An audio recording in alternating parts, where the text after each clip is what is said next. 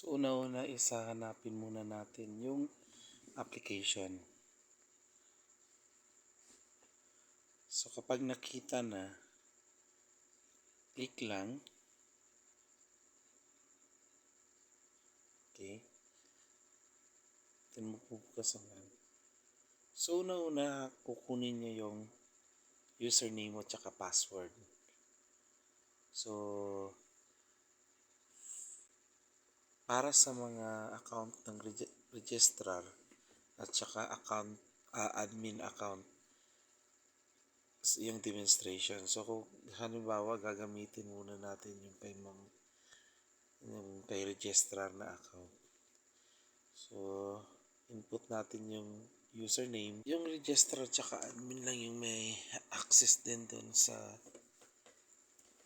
system para sa sabihin natin yung pag-scheduling ng mga teacher. So ngayon, pag nakapasok na tayo, ito yung magiging menu ng isang registrar. So meron siyang home, schedule, tsaka subject assignment. Okay. So sa main page naman, dito yung parang gawin natin community chatbox ng mga faculty.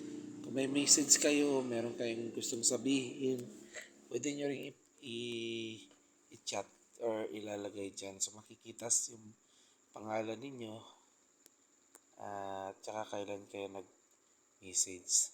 So balik tayo doon sa subject assignment. So si registrar mag-a-assign ng subject. Pipiliin lang natin yung school year. So for example, 2023-2024. Then the semester, for example, first semester. So hahanap tayo ngayon na magiging example ng faculty na gagawa natin ng scheduling. So madali lang naman siya kasi nga andyan na rin yung mga listahan in alphabetical ng mga teacher. From last name, then first name.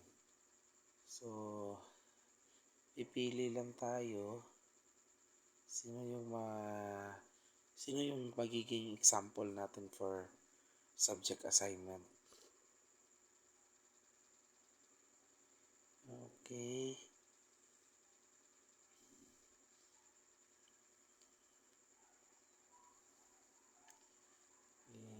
Hanapin natin si Ma'am. Okay, sino ba dito?